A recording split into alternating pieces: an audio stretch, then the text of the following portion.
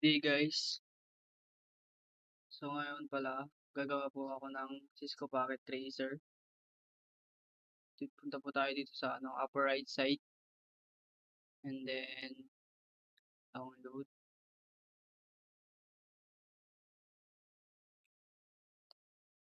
Download ko na po pala to kanina pa. And then lower left side po, dito tayo sa network devices. Hanapin po natin dito yung wireless device and then yung po WRT 300. Gawin natin dito. Then end devices po, isang laptop. And then dalawang smartphone po. Dahil dadalawa lang po kami ng mama ko dito sa bahay. Double click po natin tong wireless router natin. Ito tayo sa wireless.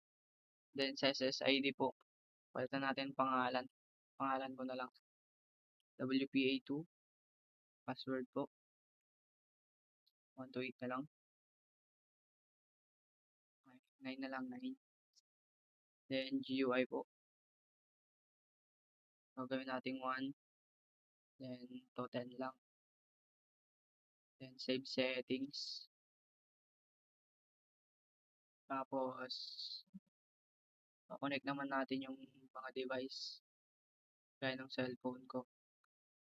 SSID yung nilagay natin kanina. WPA2. Ito 9. Yan. Sa laptop, patayin po muna natin. Tapos tanggalin to. Ipalit po natin tong WPC 300. Then on. Tapos desktop. PC wireless. Connect. Refresh muna natin. Then ito. Connect natin. Tapos yung password. Yung 129 po. Yan. Then connect. Okay na. Yung sa mama ko naman po. Wireless. SSID. Pangalan ko. Then WPA2. Ulit-ulitin natin to guys. Yan.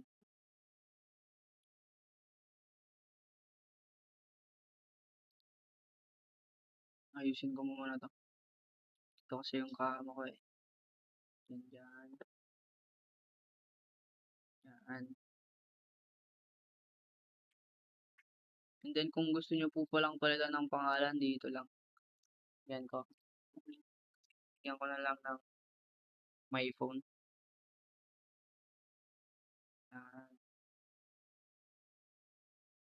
Then ito. May laptop. Dito lang sa PC. Ito. Config pala. Yan. Device name. May laptop.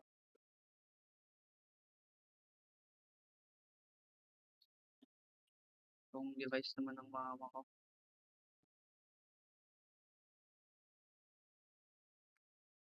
Bigyan na lang natin ng mama's phone.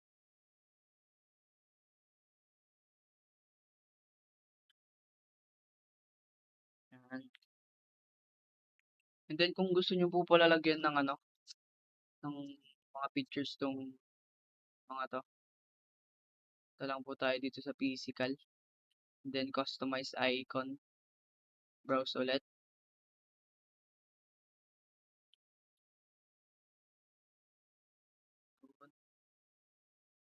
Saka to. Lagyan na rin natin to lahat. Browse ulit. And isang phone pala kami ng mama ko. Parehas lang kami ng phone. Kaya parehas yung dinownload kong picture. Then dito tayo sa laptop ko. Physical ulit. Customize. Yan. Then konting ayos na lang. Para maintindihan. And then yun. Ito nga pala yung ginawa kong ano, Cisco Pocket Tracer. Sana naintindihan po kayo. Thank you guys.